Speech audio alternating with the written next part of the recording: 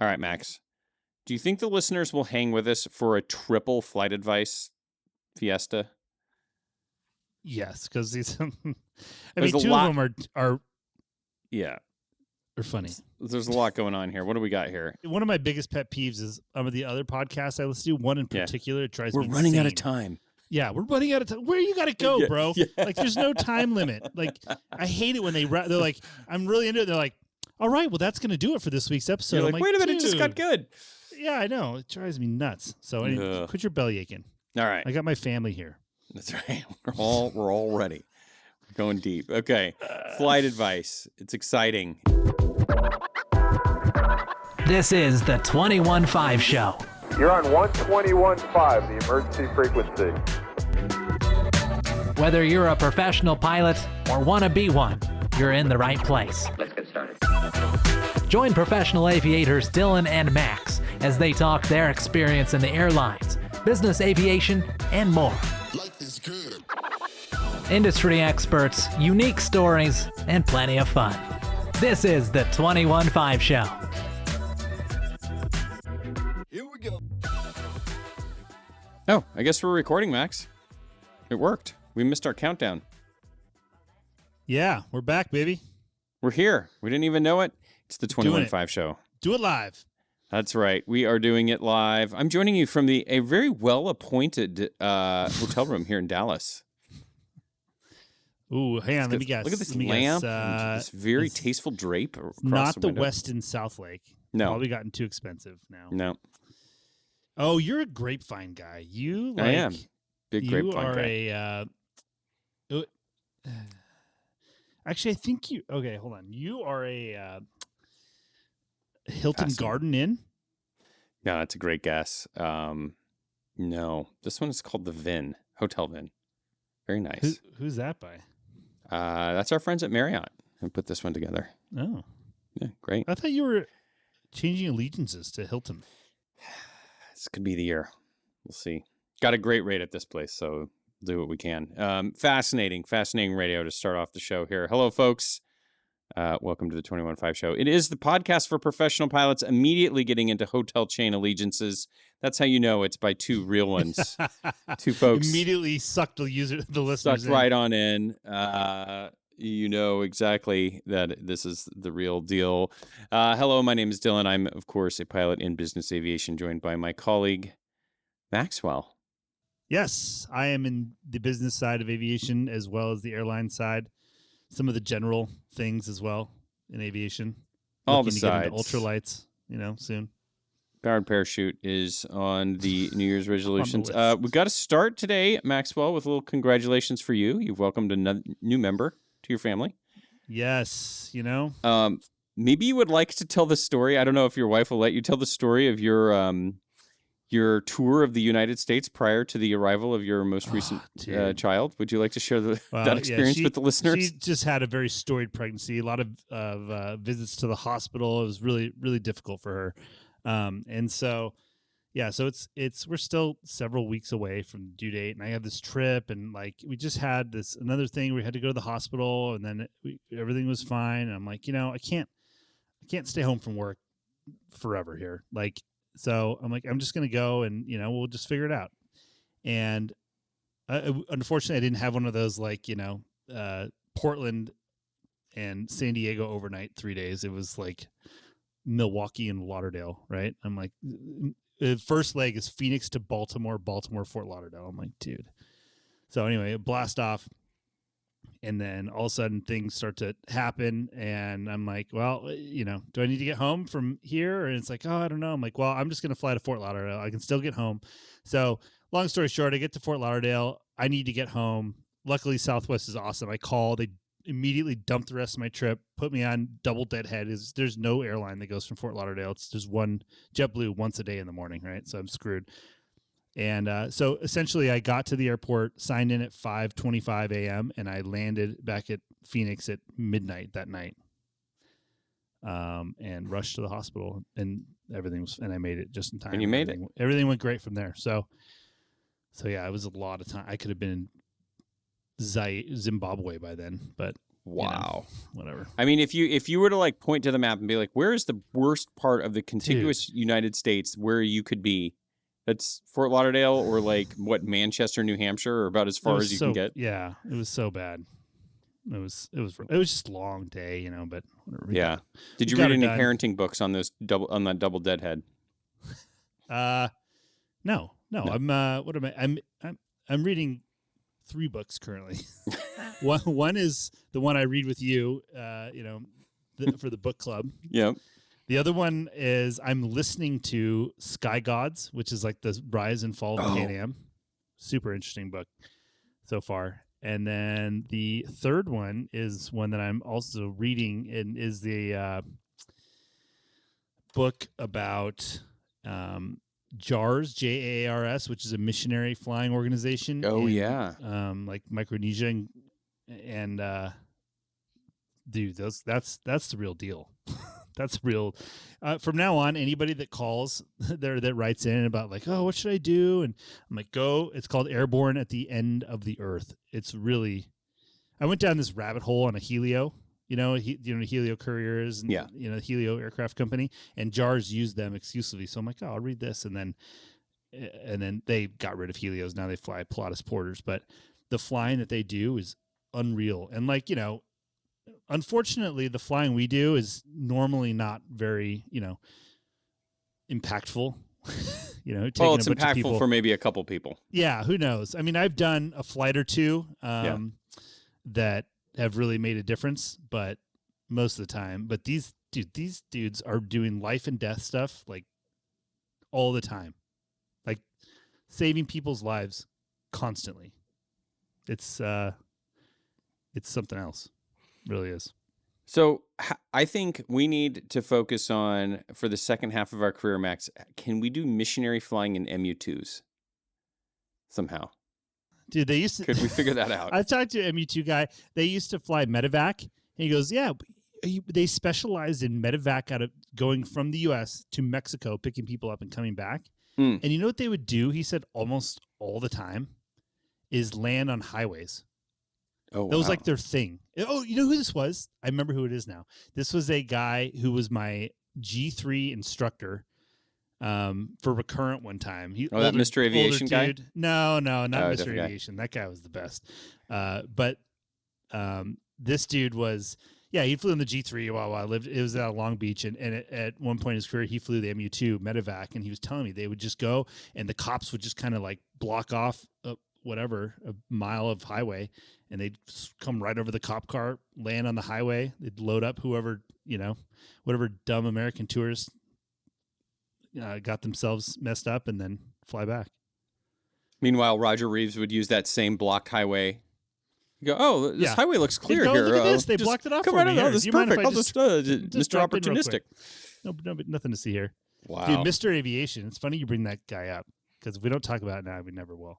But Mr. Aviation was this dude that was my instructor also in the G3 in Dallas back in the day. And remember, what was his deal? He had just done everything. He'd flown. Like, I remember he'd flown a lot of like heavies cargo. He'd flown for European airlines. He'd flown corporate, like all kinds of interesting stuff.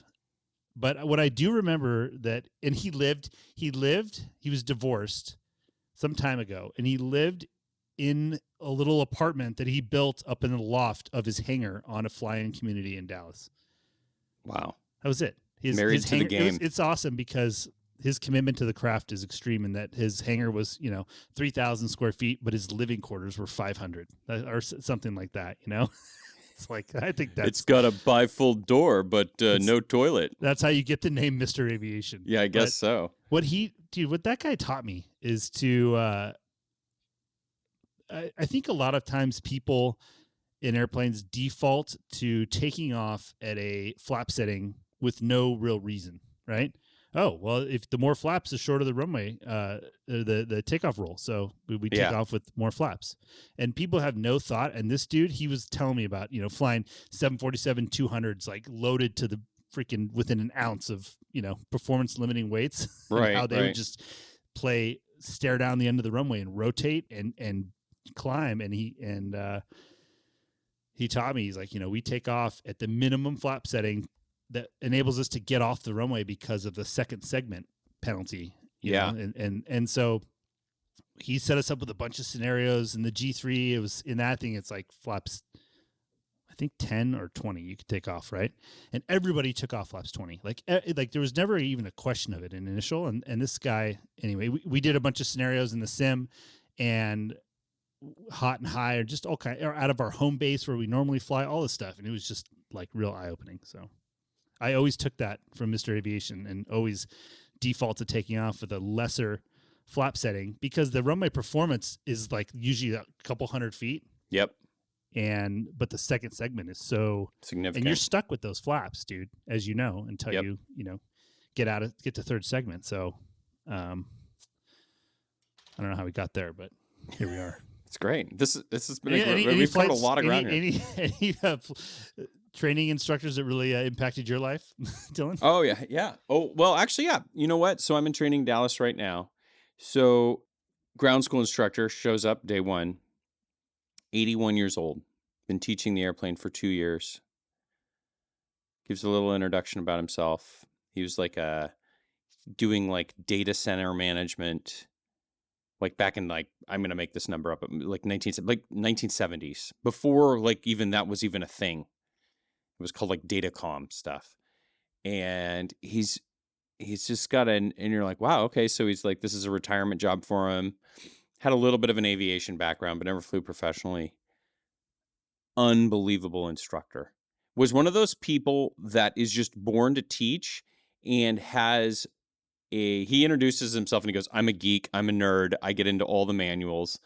But I've never had a ground school instructor that had such a thorough knowledge for never really maybe even touching the airplane or being on the airplane, of just all of the different systems and subsystems. I'll give you two really interesting examples. So, you got to, in a recurrent, you kind of got to go through all the different systems. Oh yeah, we get the airplane general, and you talk about like the different fire detection systems. And he talks about the smoke detector in the lav. And, most recurrents, they'd be like, yep, smoke detector, it's in the lav, blah, blah, blah. He goes, okay, so here's how it works. And he starts talking about, now there's the sensor and the mirror and the optical, and it's in this little triangle shape. And he just like starts talking about this and that. And did you say, sir, are you talking about the laser ring gyro system here? I know. Oh, he would have gotten into that. So then another one, they were talking about the loop sensors for like a bleed leak. And he started talking about eutectic salt, which is the salt that's in there with the resistance. I mean, he was just going into it. Did you say, sir, do you have the specific coefficient of thermal expansion of that salt? Yeah. He would have. I mean, it's unbelievable. That in my notes. That's what I love to do with people like that. I love, like, but what he did it in a way that wasn't just like, I just know this stuff and it's like, I'm just going to dump this on you. It was taught in a really great way.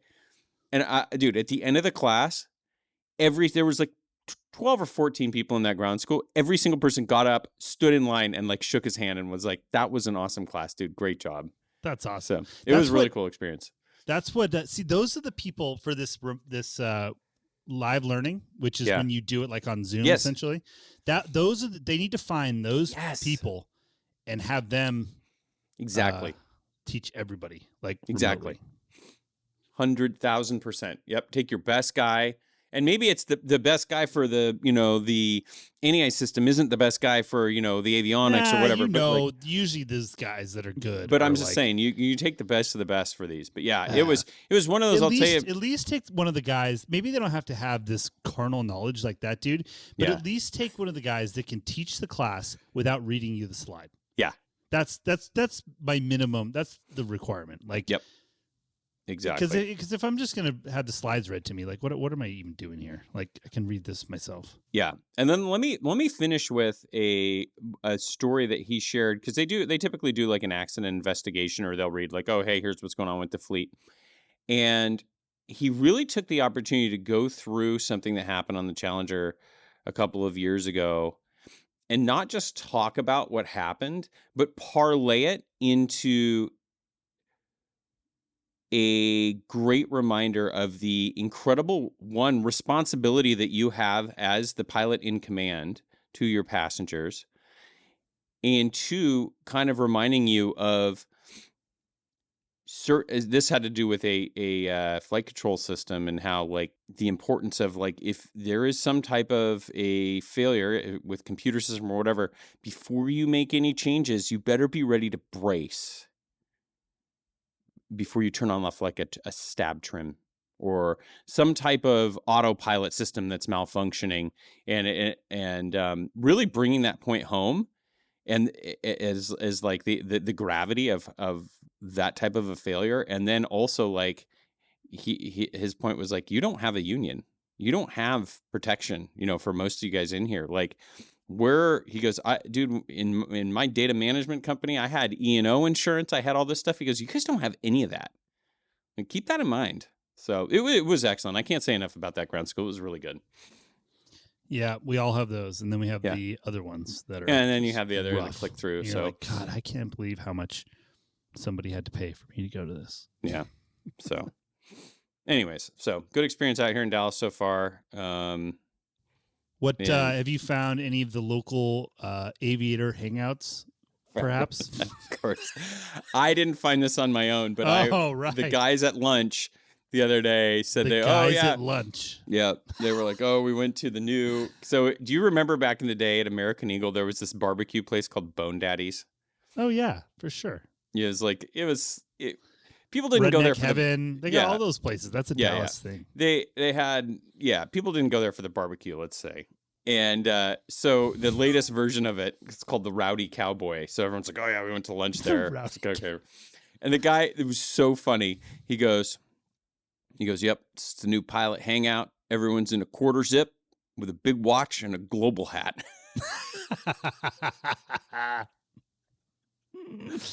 Oh, it was just like, that's wait, hold on. I'm just a little confused. Why is it the new pilot hangout? I think is it the barbecue as good as it was? I think the food is Daddy's? just incredible. Yeah, it's a very diverse menu. I think it's all the people that went to Bone Daddy's have migrated. For everybody who hasn't been to Dallas to one of these type of establishments, the food is actually usually pretty good. It's at these usually places. good enough. Yeah, good enough. But the waitresses are the flight crews, the pilots. They could sniff that out like a yeah. I mean, if there's a coupon, it is over. Oh, it's over. There's I can't imagine coupon available. Yeah, what type of happy hour night they have. If they're smart, they don't start the happy hour until after the training centers release schools. I get the schedule. I don't know. Oh my gosh! So that's funny. They're there. Quarter zip. I didn't know about when the guy said the quarter zip. He said that, and I looked. We had a ground school of like 12 guys. Every single one of us was in a quarter zip, and I was like, I never really thought of that as a pilot thing. So is it? I don't know. As much as New Balances, I mean, it's just like is it though? It's like a middle-aged, trend, fashion trend. 40 and 50-year-old dudes. I guess is that what it is? You're really nailing that. I got it all. Repertoire. Yeah. I mean, you're on point. I should have put my quarter zip on for the. If anyone doesn't know what a quarter zip is, you'll have to Google it. But everyone, well, maybe some people don't. Yeah, I don't think I've ever worn a quarter zip to ground school, but really, I'll have to continue not to do that. Yeah, you have to think about that. Yeah, don't worry. I had a funny one about one of these establishments. So, Christian, who I fly with, a couple of people, one of his buddies, and the dude he flew at the time, were coming in, they had an overnight in Dallas, and somehow they figured out we were there. I'm like, oh yeah. I'm like, hey, see if they want to go to dinner. He goes, okay. He's like, yeah, they get in at like 3, so they're down for dinner. I'm like, okay. Tell him we're gonna take him to a really like quintessential Dallas steakhouse. It's called the Lodge. And they're like, oh, the Lodge. I'm like, yeah, it's cool. There's like animal heads hanging. It looks like a hunting lodge, but it's a steakhouse. Food's great. It's perfect. Yeah. And so he tells him, yeah, we're going to meet at the Lodge. Send him an address. So he sent him an address, and he pulls up to this place. And it looks like a hunting lodge. But there's no windows, which is the first thing that, you're like, that's kind of weird. Could be and Christian, I remember too, for some reason we had rented a Tesla. Christian had rented us a Tesla. It was when Hertz was doing that, Okay. Like, oh, it's got a car charger in the front too. So we, had like the converter because it wasn't a Tesla charger. We had to do that, plugged it in our car. I'll tell you why it's important later. So we Okay. go in and it's like it looks like a lodge, like logs and animal heads and stuff. But it is in fact a steakhouse, but it is a strip club also. And so they walk in, and we're sitting at the table, and they walk in. They look around. They're like, "Wait a minute, What just happened here? what?" I'm like, "Welcome to the lodge." And they're like, "Oh my god!" So it was pretty funny. Wow. And we actually ate steaks, and it was Hoodwinked. delicious. So Yeah. And then we went out, but what was funny is that somebody stole our car was unplugged. We're like, why would someone unplug our car? That's uncool. And they stole the little adapter, that goes from like the Tesla end to the more universal end. I don't know. Yeah. I'm not an electric car guy, but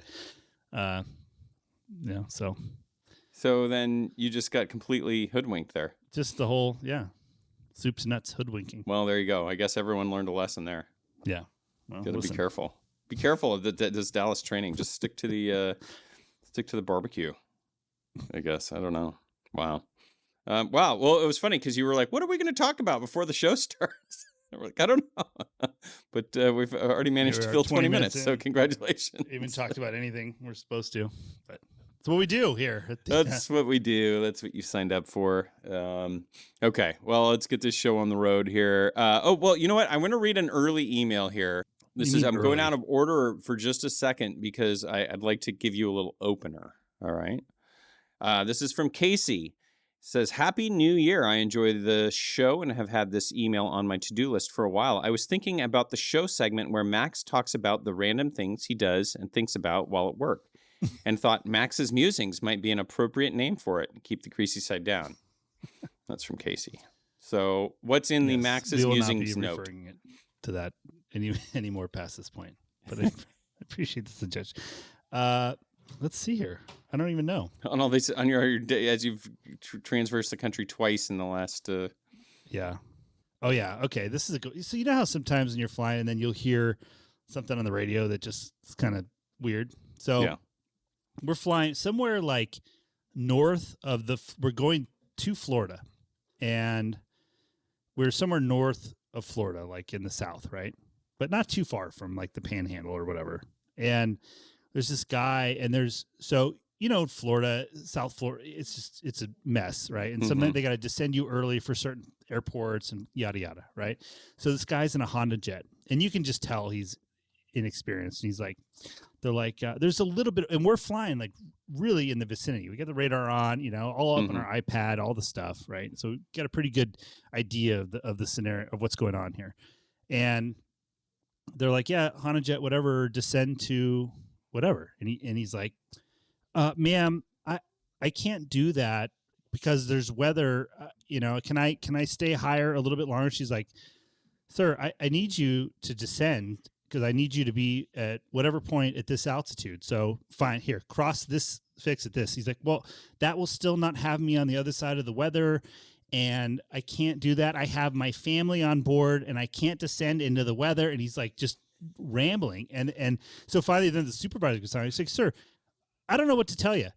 Either that or divert somewhere if you can't because of weather. He's like, and we're, if we deviate too far, we're not going to have enough fuel. And I have my whole family on board. And he's just going on and on. And the captain and I were like, look at each other. We're laughing.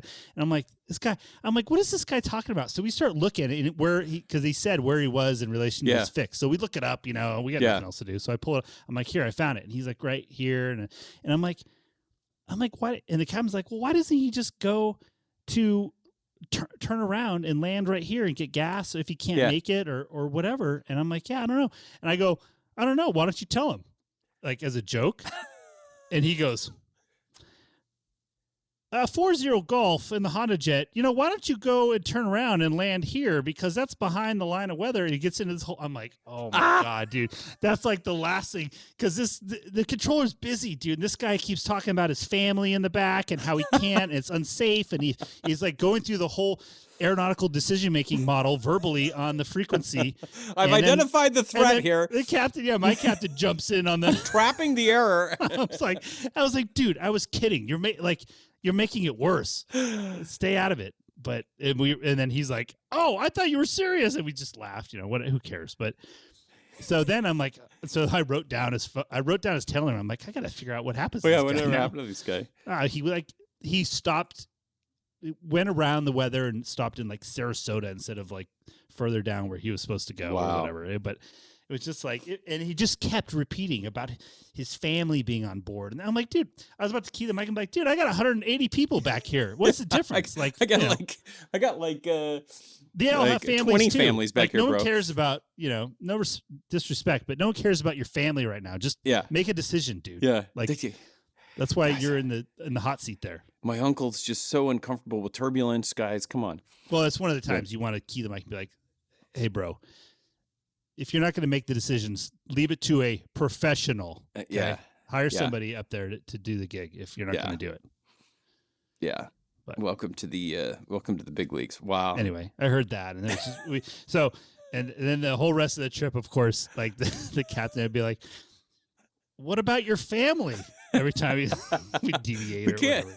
Whatever. Can we push back 5 minutes from the gate here? I got my family. I got my family on board, bro. Like I looked in the AIM. I didn't see anything for. Next time you get an edict, you should bring that up. Declaring minimum fuel was declaring your family was on board. Well, but actually, my family's on board, so we'd like direct to the final approach fix, please. My extended family. I'm meeting my extended family on the ground. I have my. I have my family only by marriage, though, in the back, if you don't mind. Can I get some priority handling here?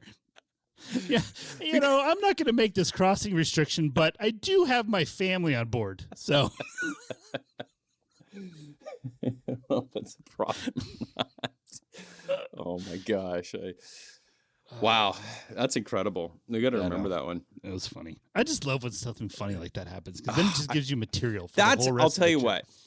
That's one of the things. Like for me, in business aviation, maybe flying a couple 100 hours a year. I'm just not out in the trenches. Yeah, that is true. You kind of miss some of that kind of stuff. You're just not out there enough. Just dude, listen to this too. I got another good one. On that trip I was just talking about earlier, my last one, landing in Fort Lauderdale. We're landing to the west. I sent you this. You can well, I don't know. But anyway, I'm landing to the west. And so coming in over the water, right? Vectored out over the water and coming in. And I'm on final and I'm flying. And the captain goes, you see that? I'm like, no. He goes, I think that's a submarine. And I'm like, what?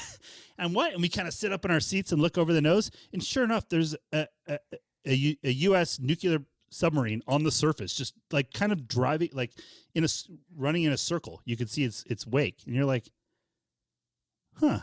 You don't see that every day. And like, wow, the final is the cruise terminal in Fort Lauderdale. Like there's no military, like it's literally there's cruise ships lined up. Like I'm like, where's this dude going? Like maybe the sub commander had his family on board, was trying to drop him off for a cruise. I don't know. Crazy Ivan. Got my family on board here, guys. Let me birth here. Do you mind if we come into the cruise terminal? I do have my family on board. You know what I mean? Wink, wink, nod, wink, nod. Wink. It's just a professional courtesy that. Oh my gosh! I hope this Honda Jet guy listens to this. He's probably a sponsor. I wasn't going to descend through the weather with my family. He probably owns Advanced Aircrew Academy. You think that's funny, boys? I'll show you funny. Yeah. What happened to your show? You guys were building so much momentum for 2025. Just so you know, my family is just fine. Yeah. We're going to get the email. It's going to be great. Oh, my God. We're not that unfortunately, we're not that lucky. So the sub gave birth, and then you gave birth just everything hours happened. later. Mm-hmm. Unbelievable. It was an incredible omen. I know. Amazing. See, never a dull moment around here. Max's Musings. Casey, what a great suggestion. Max's Musings. That is the name of the segment. We should sell the membership to the read-only to that shared note. Yeah, maybe we should see if somebody wants to sponsor my random. That's a great idea. If you own a Honda Jet and you would like to sponsor. If you are the owner-operator of some sort of light jet or turboprop and are looking to sponsor, you and your family are looking to sponsor a segment. I don't know. It's kind of messed up to make fun of it, but it was so funny. What are there, 4 seats in the back of a Honda Jet? I don't know, dude. All I know is there's no thrust reversers, and they That's right. seem to go off runways often. Yeah. But Brake system, not the best. and the all right. and the engines are mounted on the wings, like above the wings on a pylon. That's a new so technology they're pushing. Listen, Not sure what that does, but all right. We've so much to get to. We're already a half an hour into the show we'll get to here. it So then, quickly. You're distracting me. I know. No kidding. All right. Anything else? Any other musings here? You really? You want to ask that? You want to go there? Kind of. I don't know. Not really. Hold on. I feel like there is one. Honestly, I just didn't write down. But whatever. We'll save it for next time. All right, Max. Let's talk book club here. Oh, let's. Another interesting riveting chapter. in This one the- was cool because it talked a little bit about British Airways and kind of gave a little bit of a background there in the struggles of sort of something we have sort of seen, but not in the book, which is like a state-owned airline. But it kind of reminded me of the airlines that were flying under regulation, where they're just, sort of, this is what it costs. So this is what, they were just like riding the gravy train. But it was interesting to kind of get the background about British Airways, how I think they were saying they were the 7th largest carrier, but maybe they had like double the personnel of the largest carrier. It was insane, like how many people they had. And it was just a very inefficient operation. It gave bad service, but they had, the monopoly on a great position, which was London and kind of the world hub in a way. And so the chapter went into to talk a little bit about the history of British Airways. And then it had a twist, which I was surprised about, which was, you and I both worked for American back in the day. One, it mentioned Gerard Arpey, who I think was a CEO back when we were there. And I was like, man, I haven't heard that name in forever. Yeah. And then 2, it started talking about code share. And I'm like, oh, yeah, because American and British Airways are big code share. But it was actually British Airways and United. Yeah, I know. That started. That took me by surprise. I was like, you oh, think wait we a never minute. read this book before? I know. I'm like, whoa, time, I like, totally forgot about that. So it was interesting how they talked about British Airways being the ones that had pioneered the code share. And so I imagine there'll be more talk about that in the upcoming chapters. But what were your initial takeaways of that chapter? What I think was really interesting was this is a great way to describe the mentality of an airline passenger, right? It says people will tolerate many sacrifices to fly, but they will not tolerate surprise. They may sit with their knees to their chest for a low fare, but they will not stand for a lost bag. They may spend all night in the boarding area waiting to clear a standby list, but they will display no patience for a 30-minute rain delay. Predictability, the fulfillment of expectations, is the most important factor in whether an airplane flight is pleasantly efficient experience or one of modern life's worst travails. That was a part that I had that stuck out to me as well. It was underlined in the book, in my book. So I was like, okay. That's usually a good hint. Pretty interesting. But that is pretty well put. And you know what? I would say that's kind of our experience in business aviation and the airlines too, right? In business aviation, sometimes we have to set expectations. And usually when we do a good job of setting expectations, it's not a problem. It is often the surprise that's the issue, yeah, for sure. For example, flying the day nobody after complains Christmas. about their 4-hour layover if it was when they bought the ticket like that, Yeah, exactly. So, yeah, it is a good reminder that you do sometimes have to set expectations with passengers. And sometimes it's hard to do if you don't know about it yourself. So well, the other thing that's really trick, interesting, what British Airways figured out after deregulation and basically brought somebody in, they made the airline a lot more efficient and then therefore started being profitable. But what they did was they started catering to this premium passenger. And they, so they said, okay, well, how do we separate the leisure traveler from the business traveler who is buying, last minute tickets, paying more? And so that's where business class came from, was an attempt by British Airways to separate regular people from business, which I thought was pretty interesting. Yep. And they also had first class. So then they had ended up going over the North Atlantic, catering to this premium customer and letting Pan Am and TWA and everybody else duke it out for the coach passengers. And, they were perfectly happy doing that, which is very relatable to the airline industry in the past couple of years, because this premium product has become higher in demand. And if you don't adapt to that, then you're leaving a lot of money on the table. And so it's just, like we said, it's real funny how things change, yet they remain the same. Absolutely. Yeah. It did also have, they had a couple interesting discussion points about one of the main subjects in the book, which was the guy Marshall, who was one of the guys who kind of turned around British Airways. But a lot of those guys had backgrounds in the rental car business, which I thought was kind of interesting. I know. And it is a similar business in some respects, but what it really was interesting to me at the end of the day was he was turning around British Airways, and he turned around British Airways because they said, you got to sell British Airways. The government basically gave him that mandate. And so yet again, we see the airlines operations being affected by not, what's best for the customer experience or what's best for the union or what's best for to operate an airline. Is what's best to make it attractive to Wall Street. And that again is the theme that keeps resonating with me, is how often the perception from Wall Street drives many decisions that airlines have to make. Or how much the perception of Wall Street drives everything. Yeah, exactly. It's like, if you want more money, or if you want to be sold, or if you want to do this, then, sell routes, shutter airplanes. It seems like the last thing you'd want to do if you're, an airline trying to grow. And so it's just it's very interesting. The chapter ends on a pretty sad note. It starts to talk about Pan Am and sort of the death of Pan Am there. And for many folks who are younger, they may not have been around. I remember just being a kid during that bombing, that terrorist attack on the Pan Am flight in Lockerbie, Scotland. Pan Am 103. Yeah.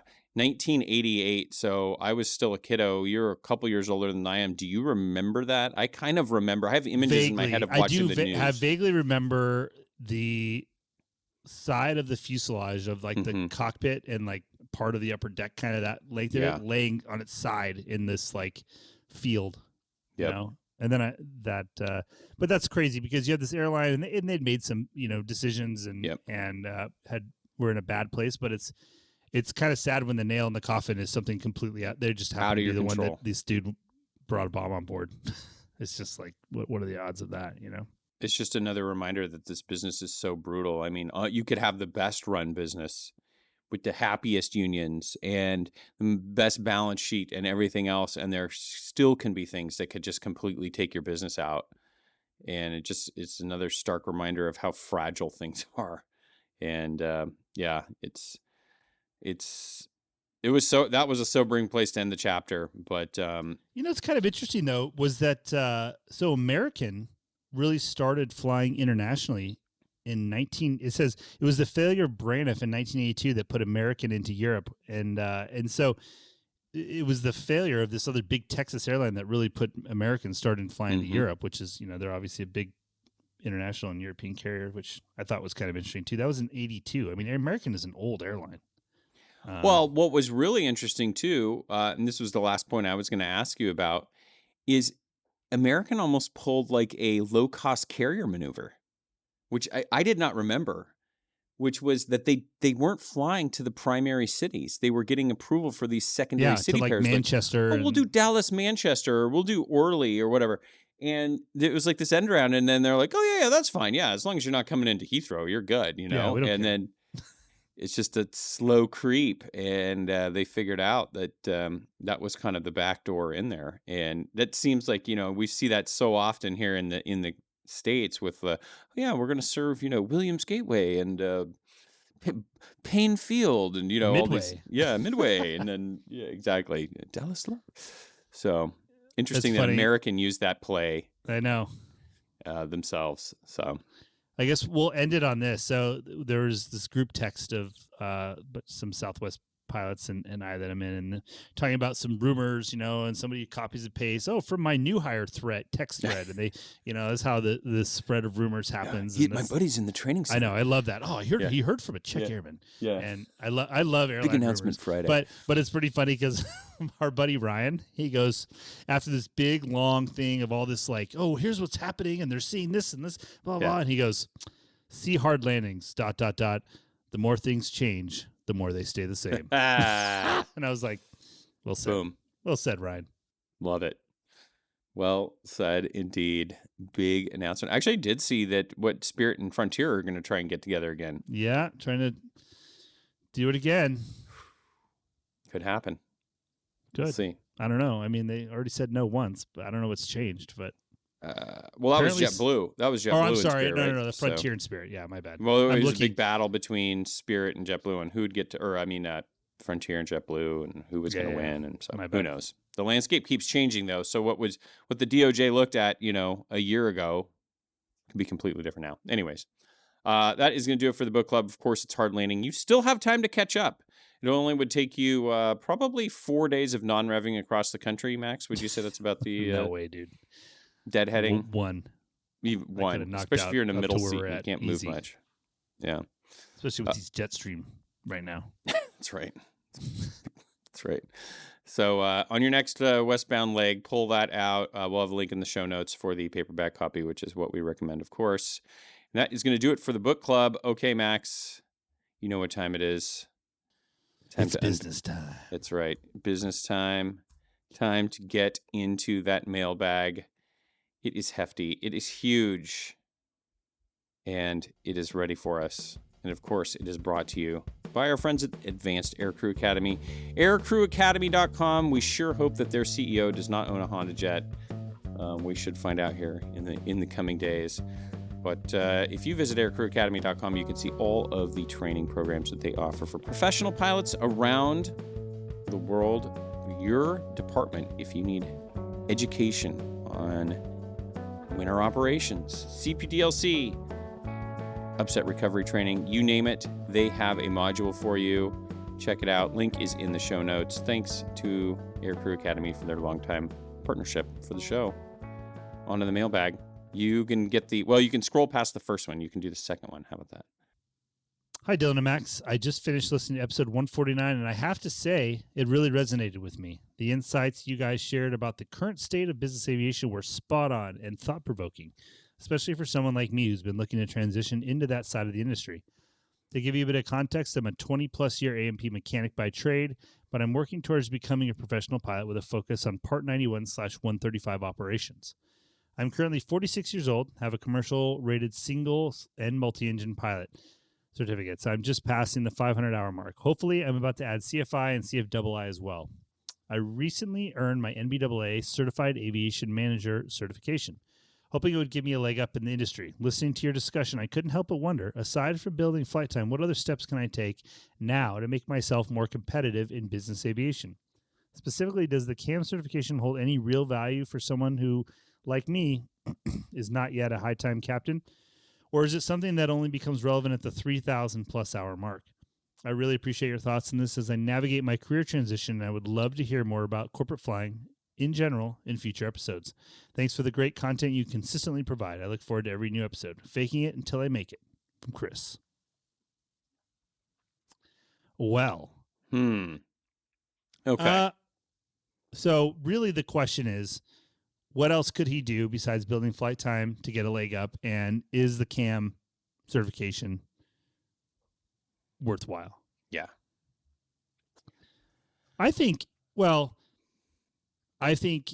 fact that he has a lot of outside the cockpit experience is going to be very valuable. So Yeah. being an A&P is very valuable. Sometimes it may not be result in things that you look on favorably, like they're like, hey, you just get stuck somewhere in the middle of nowhere, and because the ignition won't come on, and they figure out it's a bad exciter box, which is a relatively easy change, right? And they're like, well, you have a A&P, right? And Chris, and you are on the drug testing program here. So would you mind just throwing that in real quick? I mean, do you have to? And so that have you seen that happen before? Oh yeah. That's exactly where I was going to go. So I'll let you finish your thought and then I'll give my perspective on that. Chris, if you're going to be flying business aviation, especially like charter, things like that, like, or a lot of times, I remember being in Hawaii and we had a pressurization controller issue. And so it's literally, re-racking a box is usually the first suggestion. And then if that doesn't work, they overnight one. But trying to find a mechanic, we were in Maui. I remember they're like, oh, we're going to have to, and this is with Craig, who I flew with before, and he was an A&P, but I really never asked him to do this stuff. Be like, dude, Yeah. we're somewhere. He's a pilot. We put it in the shop for maintenance. And anyway, they're gonna have to fly a mechanic in from Honolulu to Maui to put this box in, which is like a 2-minute change, And so he did it, and you will find yourself in situations like that, and it's no big deal. But I mean, just be prepared for that and have a set of Carhartt coveralls in the back that you can put on over your uniform, zip up, and then do your work, and then unzip it and put it back in the baggage. But as far as the CAM certification is concerned, I think it's worthwhile. It shows your motivation and your intent to learn and all of that. Now, after getting a CAM certification, can you step in and run a flight department? I don't think so. I think that's where that, coupled with a lot of experience, is very helpful. But I don't know. What do you think? Yeah, no, I agree. From a principal standpoint, like an aircraft owner, like if you're, I'm CAM, they'd be like, what's that? I don't know. I don't know that that's going to tip the scale on its own. Yeah. What is this CAM? What does that mean? So I want to tail into what you're saying, Max, on the A&P stuff. I think the most important decision that you're going to need to make is, one, the A&P is that's the biggest thing you got going for you if you want it to have it going for you. So I think you need to decide, do I want to be a pilot / mechanic?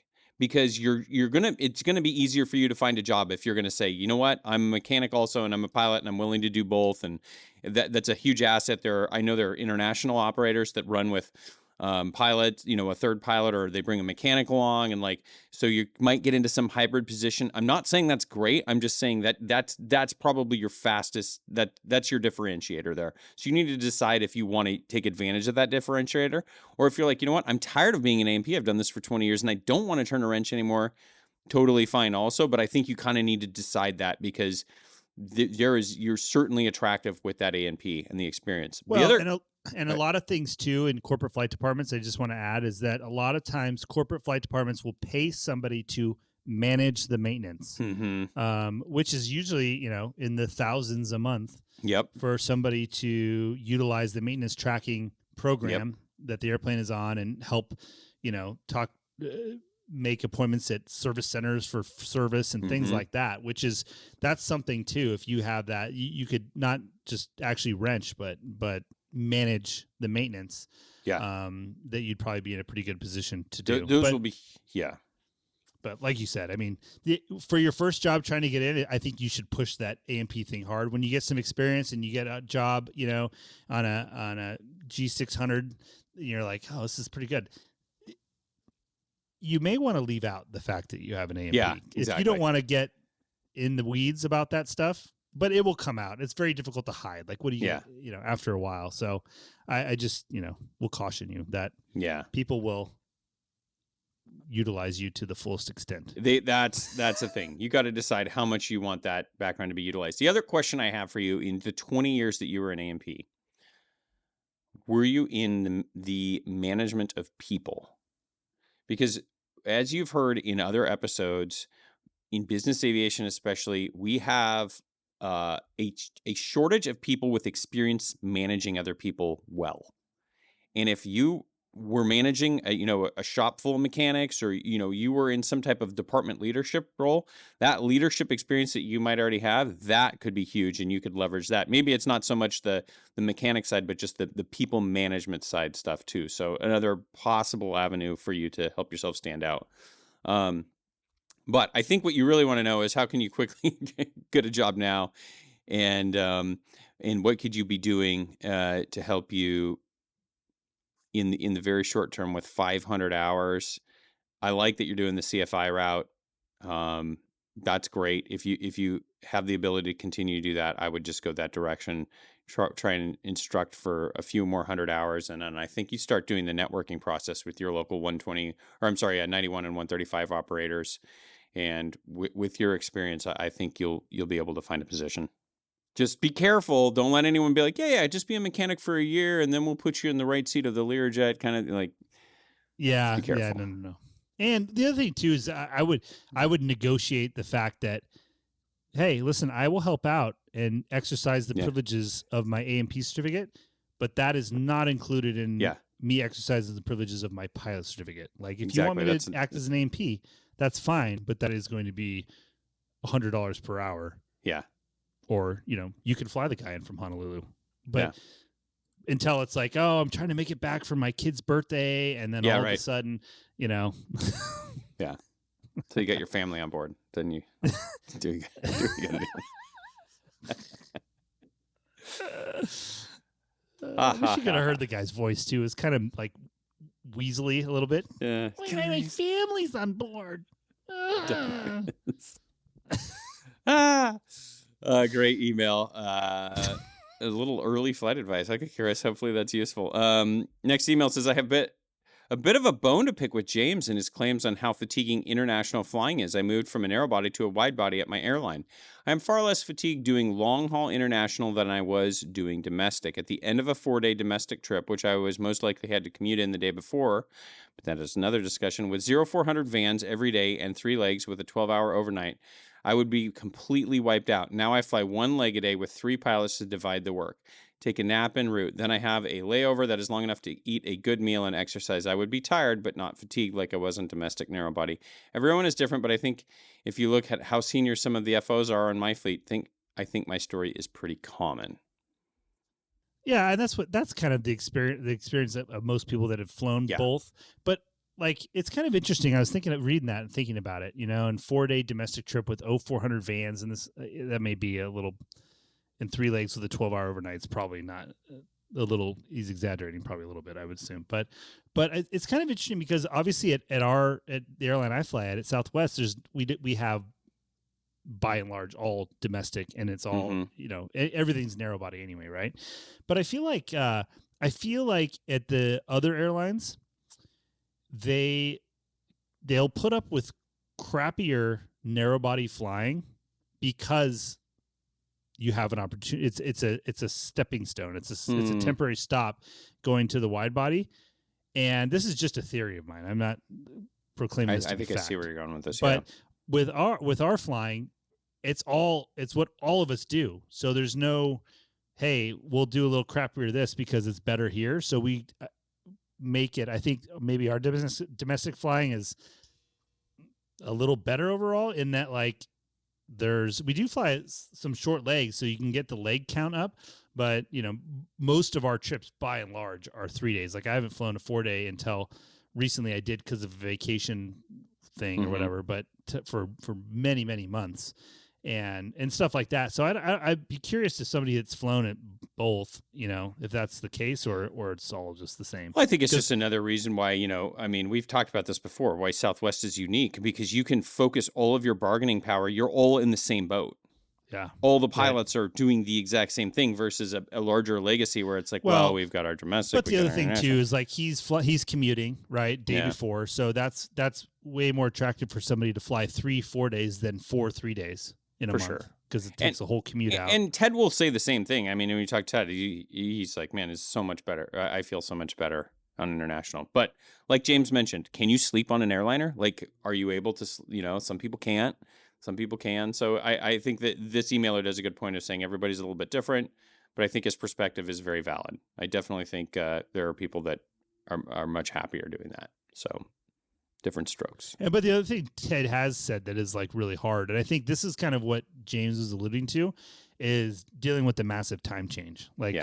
And like Ted flying to Doha, Qatar, he's like, I'm wide awake all night and sleepy all day, and like it's just hard to enjoy that longer overnight. But nothing's perfect. Yeah, that's right. All right, go ahead with the next one. Greetings, gents. Found your podcast simply because I was searching for things to do in Teterboro. Hope you have plans to continue to build out the layover guides, as I found them enormously helpful. Also, very much enjoying the podcast. You'll cover technology, training, safety, style, locations, techniques, etc. And I really enjoy the broad-based deep dives from experts, including OEMs, financial, and industry. Something for everyone. Interesting note. I know you are sponsored by Harvey Watt, and I knew Harvey Watt personally, as he was my grandfather's best friend and flying buddy. My grandfather was a 35,000-hour Eastern Airlines captain and lived in the golden days of aviation. His best stories included the things he and Harvey experienced, and I'd be happy to share one or two of those with you. They flew the DC-3 for Eastern under the leadership of Eddie Rickenbacker. Keep the podcast coming from Steve. That's cool. Steve, we're taking you up on that. Yes. 1,000%. So thank you for writing in. We will be reaching out, and we would love to hear those stories. That sounds incredible, and I think it'll be a great. Now that a lot of folks have the context of who Eddie Rickenbacker is and Eastern and a lot of that kind of stuff from reading the book, then I think that'll bring even more life to those stories. So thank you for writing in, Steve. We will definitely take you up on that. Okay, next email. Question for you guys. When on the road, do either of you tip the housekeepers? If so, how much? They do more work than a driver, in my opinion, but they don't always get tipped by us, probably because they are not face-to-face with you when they are working. What are your thoughts on this? And that's from Tony. I've never heard of that being a thing, Tony. Honestly, I think you make a valid point, but I don't know of any airline person that tips the housekeeping staff. Do you? Most airline people, I would say most. In my experience, the airline people that I've talked to typically don't. Unless you made a real mess. Unless you made a real Unless mess. you had a room party. And Yeah. you made a real ruckus. Yeah, and it got real messy. And you have to... I would say especially the airline people... An apology tip, basically. Especially my experience at the regional airlines where you're there for 8 hours and 1 minute. You're in the bed, then you're out of the bed, and that's about it. Yeah, right. It's a valid point, for sure. And the bigger question, housekeeping has just evolved so much since COVID, where, remember it was like every night. Now a lot of hotels are like, yeah, listen, we'll maybe send the housekeeper in one other time while your stay, but certainly not every night, On a multi-night stay, I feel like I definitely do a lot more, and definitely on my personal travel. So, yeah, it's definitely a good point. And I'll be curious to hear what our listeners... We should probably do a poll, I guess. It'd be really interesting. And then should we also break it down by business aviation and by corporate? Or I'm sorry, by airline. I will leave that up to you. Yeah. Contemplate that. Great point, Tony. Thank you for writing in. Hey, guys. Loved the 1-7 podcast. James' advice is solid gold. As James said, I hear a lot about CFIs that keep CFIing with few options available. But I also hear that the military cannot find enough pilots. I understand that the military isn't for everyone, but I'm curious why more civilian pilots aren't looking at the military option, even if only for 8 years. It would certainly diversify their experience and give them a leg up when applying to 121 carriers, since some of the airlines really like military service. If you have any insight, I'd love to hear it. Thanks for everything, and keep the episodes coming. Well, I think you mentioned it in the email. Quote, it's just 8 years. Especially if you've been watching the industry the last couple of years, you've seen people making the jump to a major pretty quick. And so a lot of folks are like, well, why would I go spend 8-10 years in the military with a lot of things out of my control to then get to a major when I can get there certainly faster than 8 years? Now, that being said, obviously, like in the previous episode where we heard about the Air National Guard, why that's a great move. There are good ways to do it. And I think the other thing, too, is it's competitive to get a flight slot in the military. You're not guaranteed to fly. And you might get stuck with a UAV. There's a lot of factors that go into it, not to mention that you could potentially be deployed. And do you agree with where they're sending you? There's a lot of different factors. All that being said, you're not wrong. It's a great option for a lot of folks, especially a lot of folks that maybe couldn't afford to do it any other way. Right. So would I, if given the choice to go fly for the military or go get into, $300,000 worth of debt? You know what I'd do? I'd go fly for the National Guard. Yeah, exactly. As we learned, that is that's the angle. Incredible deal. But I think that's why some people are hesitant. Not to mention, like when I was a kid coming up, I didn't have 20/20 uncorrected vision, so they're like, "No, sorry, like you're not gonna fly." Now I know they've relaxed a lot of those rules, but great email as well. Okay, that's gonna do it for the mailbag. Of course, thanks to our friends at Advanced Aircrew Academy for bringing the mailbag to us.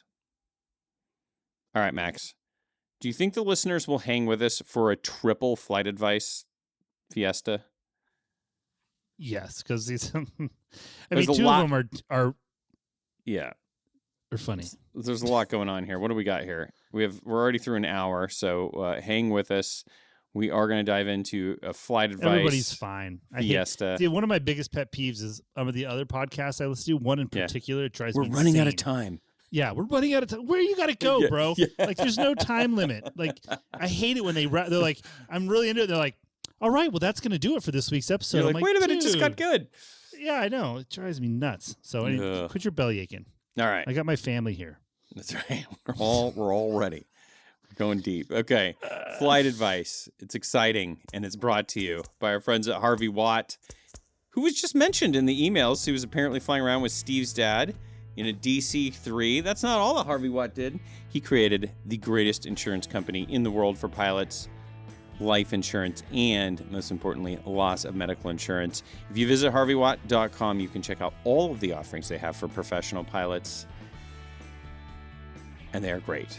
Insurance, I'm a big fan of even their life insurance. No exclusions, except I think suicide, and that's removed after 2 years. So great for pilots. Can we get Harvey Watt on and ask him why the 2-year limit on suicide? Like, I mean, I guess I get it. So you don't go get life insurance and then off yourself. And then but why exactly. 2 years? Like, after 2 years, and nobody they'll thinks pay about out for that. suicide 2 years out. You got to wait. Yeah. I guess probably more of an impulsive decision. Yeah. Anyway, Exactly. Anyways, thanks to Harvey Watt, harveywatt.com. On to the cornucopia of flight advice. So, Max, the first one, I don't know if you've actually read this email. I read it. I laughed. Oh, you did? Okay, so I'm going to let you read I don't this. read a lot of these, but this one. This one you got. Okay, good. So this is from, let's set the preface. If you didn't listen, we had a flight advice a couple episodes ago from a young 18-year-old named Nate who had a lot going on as an 18-year-old, very impressed with where he's at. We had some advice for him. And a listener felt stirred to write in. He did mention that he had a girlfriend since age 15 that he was intending on marrying. Yeah, and a lot of his career decisions were going to be based here on trying to stay together with her. So, we had a listener write in. Go ahead. Hello, Max and Dylan. Am I biased? Sure. Do I think you should send me stickers or merch if you read this on an episode? Maybe. Let me speak to Nate from Flight Advice. You can clearly outline to Nate that this is me, Elliot, speaking. Let me say what Dylan and Max, because they're professional, discreet podcast hosts, wouldn't enunciate. Hi, Nate. We've never met. I fly airplanes. It's a hard job sometimes. Other times, it's the best job in the world. You're not going to marry this woman. Even if you do, it's probably not the best decision. You may think everything is gumdrops and butterfly farts right now, but your brain is still growing.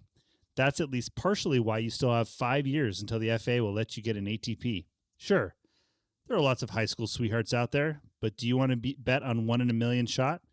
Do you want to take off in an IMC in a single-engine aircraft with a power plant that has a 999,999 to 1 million record of failure?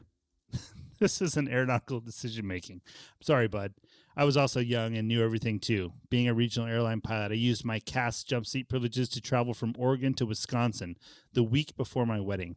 I got a ride, sat up front on a Delta Mad Dog. I'm showing my age. That's the MD-80 for you young Super bucks. Slug. And once we were all settled, the FO asked me if I was headed to work or headed home. I replied, actually, I have some time off. I'm getting married. The FO smiled and shook my hand, but the captain just chuckling said, well, good. It's best to get the first one out of the way. 9 years later, I was, in fact, divorced. Life, especially in the airline business, is not the stuff of Hallmark movies, but it is a life that can provide great fulfillment, and you can find a partnership that can prosper. But the odds you found that before you got your learner's permit to drive don't seem promising. It's NSFW, but check out the grandpa's advice from Little Miss Sunshine.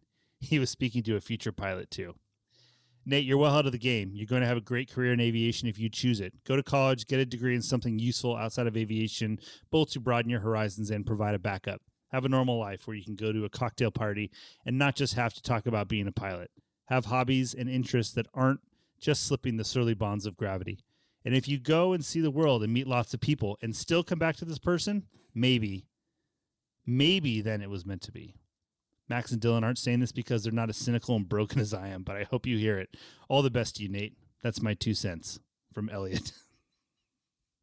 Elliot. Wow. I'm gonna go out it right now and say you are going to get a sticker for this. Big sticker energy. Okay. Yeah, it's big sticker energy. Good perspective to share. Yeah, that's the other side of the fence. I think we were trying to lightly touch on that in our segment without maybe being. Wow. Listen, dude. Nobody sharing was our going to tell experiences. me any of this nonsense when I was 18. Yeah, But exactly. listen, and no one was telling Elliot this either. You know, Yeah. maybe he didn't have another Elliot to tell him this, but nobody told him that either when he was jump seating to Wisconsin to go get married on his 3 days off. Yep. But hey, I don't know. I don't know that there's much else to say on that, Dylan. I don't. I'll be interested to see what Nate takes away from that. That is definitely some good perspective. Listen, I will tell you that one of the things that really, when I worked at the regional airline, and at the time that I worked at the regional airline, there was not a lot of movement, so I was flying with a lot of captains in their 60s. Most of them were not married to their original partner.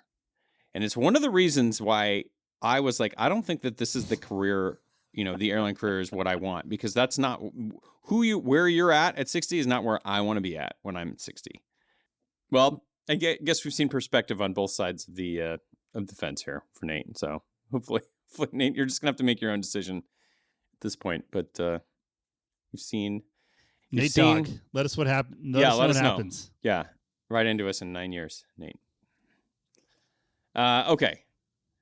Do you want to start off with the serious flight advice, or do you want to do the serious one and then we'll follow with the funny one. Finish with the fun one. Okay, got it. Good. Okay. Here it is. First off, love the show. Needs more Ted. I find myself. We actually tried to get Ted for this, but he's busy. He's on a lunch date. So sorry. Keeping it fresh with his wife. See, Ted knows how to keep it going, keep passion alive. I find myself in a somewhat privileged position, but I'm seeking some guidance. Currently, I am serving as a captain on a G4, G5 on a 135 certificate.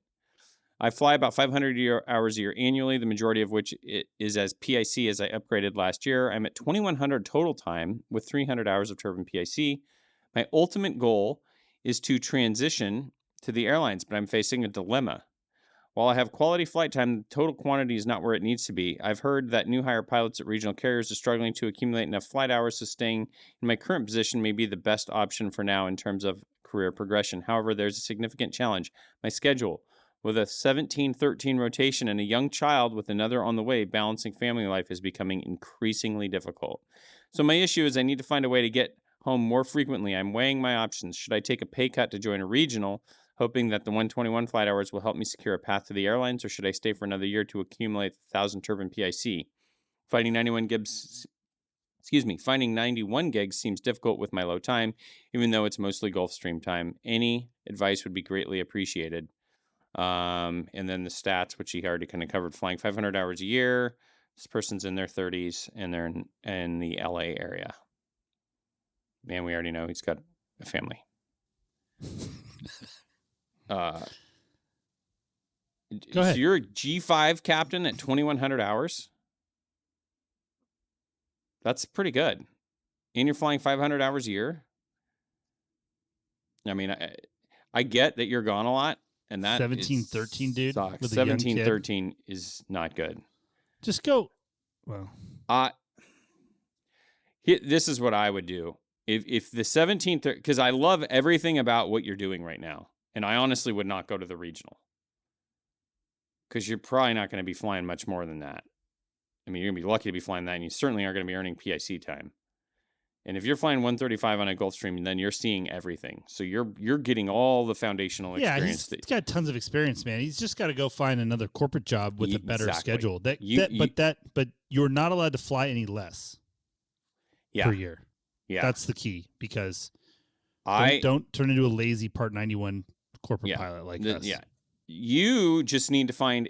Here's the good news: you're in LA. There's a million 135 G4, G5 jobs out there. I would be focusing on trying to find a better charter deal with a better schedule. 7 on, 7 off. Somebody will have that. Yeah, there's got to be a charter operator with that. You're not going to be don't do thrilled regional with that. Yeah, So And if you guys, in worst case scenario, if your family can suck it up on this schedule, I know this is awful, but that 1,000 turbine, if you can get to that 1,000 turbine PIC, easy for you to say, Dylan. Can you imagine if you were 17, 13? No, You would I can't. be dead. I know. I Your family I would be wouldn't function. gone. No, it would be great. That Harvey would have Watt to life adopt your insurance kids, policy would be the cashed whole in. thing. Yeah, it would be miserable. I get it, but yeah, I think you network into a new 135 job. Yeah. That's the move. On your 13 days off, just Yeah. hit the streets. Hit the street. Yeah. Because you're in a prime market. If you were in Kansas, it would be a different story. Yeah, that's true. You're in LA, dude. as they say, That a is target-rich Gulfstream environment. Central. Right. That shouldn't be. Now, are you under contract? I mean, you got low time. You know, there's going to be some nuance there. There's going to have to be some sacrifice. But yeah, I think you just improve the position you're in. You Yep. know, with the credentials that you currently have. Yeah. I wouldn't think that's that hard right now. Yeah. But that'd be the plan. Or, just check if your company has some other option. and if Other you really implementation. can't figure it out, maybe you could go to a fractional. 7 on, 7 off, I think would be a lot more palatable than this situation. So Yep. And yeah, you've got the credentials to get on it, NetJets.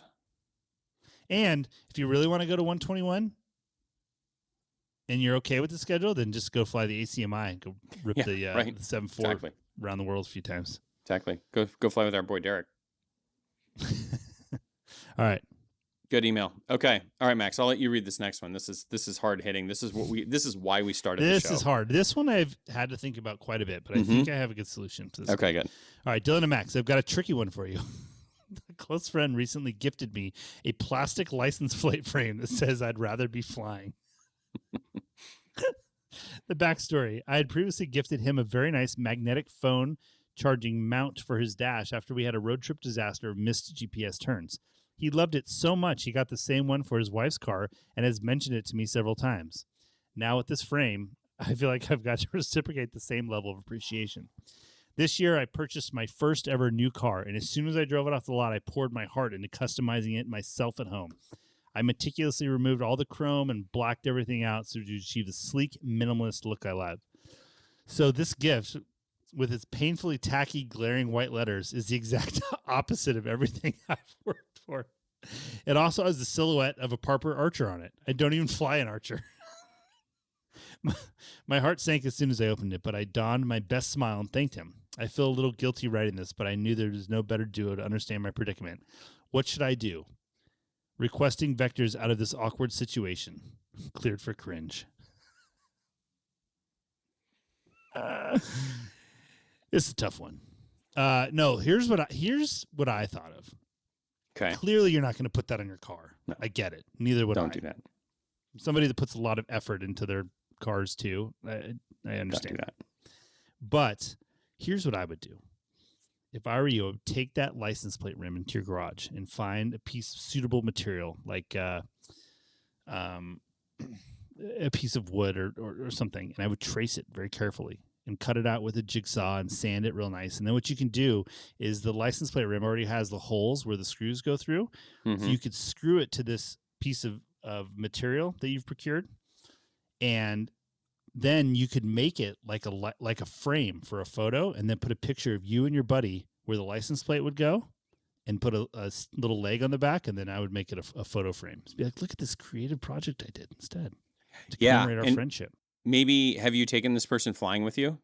That'd be like if there's a picture of you and him in front of the airplane. Oh, there you go. Yeah, that'd be a good way. Yeah, I had a similar idea. Well, first, we're in violent agreement here that you're not going to put this on your car. Is that an appropriate adjective? Violent No. agreement? No, that's from a different podcast. Shout out to Joe House. Violent agreement. So, anyways, yeah, my idea. Violent agreement. Yeah. It's from Bill Simmons. Yeah, it's so good. Anyways, so I had a similar idea of like creating something special with it. I had an idea of like making maybe like framing like an area in your house, like where you hang up all your keys or something. And like if you've got airplane keys that are maybe hanging up there, or car keys, or just somewhere that you can show them like, look, dude, I love this. I love to see it every time. I never get to see it when it's on my car. So I put it here because it reminds me of, flying and everything and something like that. But it's kind of the same thing. The other thing you could do is you could say, listen, I really love this, and I did put it on my car, and I drove around, and I made it like 2 weeks, but like chicks just kept following me everywhere I went, and it was just getting weird. And so my I had wife, to take it off. if you're married, maybe be like, my wife told me I had to put a stop. Women would honk and blow kisses at me and all these things, and it was really disrupting my relationship. I thought I was going to get robbed. Yeah. Yeah. I have a funny story to tell about you and me in a license plate frame, which you may not remember. But we went to our buddy's birthday party. We have a friend who's a real successful real estate agent. And it was his birthday many years ago. And we road tripped up to see him for his birthday. And he was very particular about educating people about the difference between being called a real estate agent and a realtor. Do you remember this? No, it was it was the difference between realtor and realtor. Oh, that's right. Yeah, realtor and realtor. Yeah, which if you say realtor, that's wrong. It's a realtor, which we'd be happy to educate you on. So we went to his party. It was at a restaurant, and we bought this license plate frame that said "Consult a Realtor."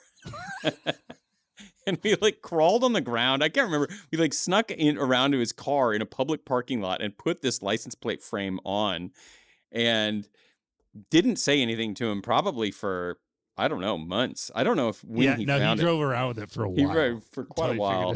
And then I did something similar with looking like a total douche in front of him. It's just like, should we consult you on just anything? Just in general, just consult me. So that was good. And then I also put the on my other roommate college at our bookstore at school, they had the Kiss a Pilot sticker. Do you remember that? The Kiss a Pilot bumper sticker. I put that one on my buddies. The bookstore up there. So yeah, have fun with it. Remember the Follow Me to Hooters bumper sticker? Oh my God. Oh, that would be the third suggestion. Getting back to our emailer, tell him you put it on, you drove your car to the airport, and someone stole it. You're at the airport, pilots, they loved it so much, it's so popular. I don't know if that one will work. Then I'll just get you another one. Yeah, that might not work. Or as a last resort, if you really can't stomach any of those ideas, just put it on your car and then black out the white letters with a Sharpie and be like, look, dude, I blacked everything else out.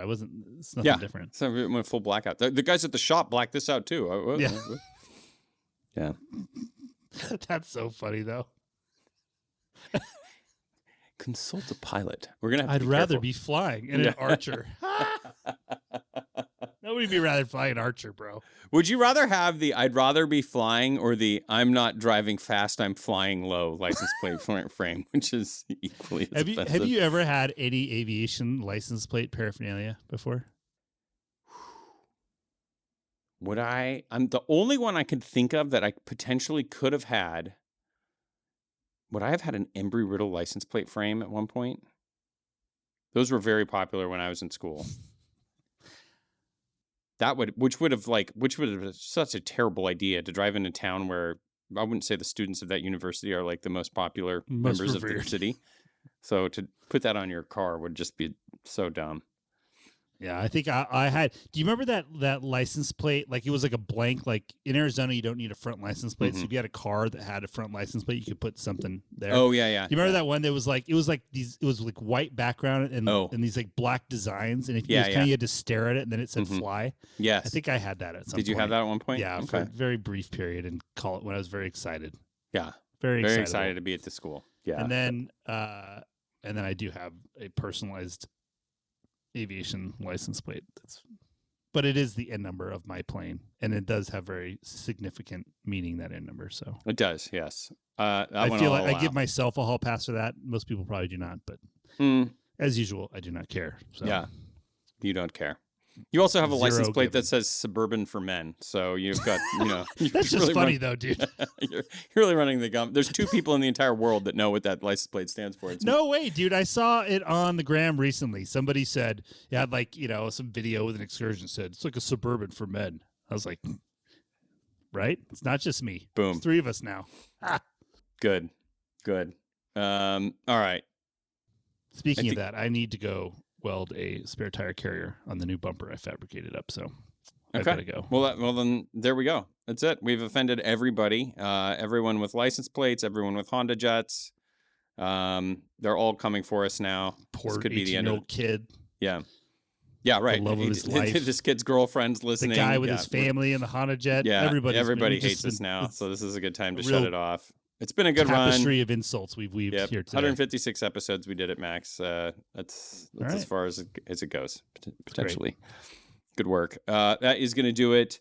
Thanks to all of the folks who wrote in. info@215podcast.com is the email address if you want to get a hold of us. We have the anonymous flight advice form on the website you can fill out with all your stats and information. We'll do our best to help you out.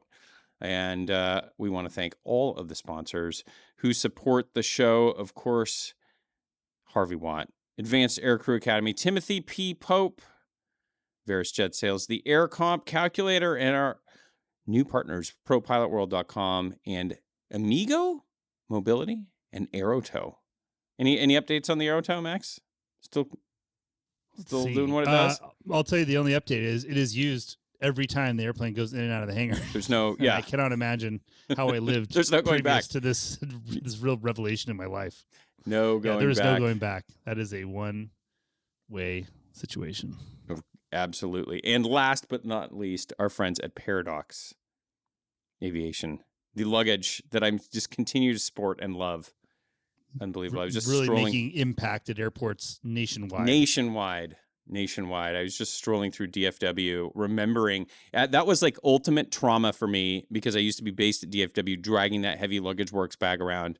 And then I was just like strolling through DFW, lightly pushing my 4-wheeler. And I'm just like, I'm a completely different person.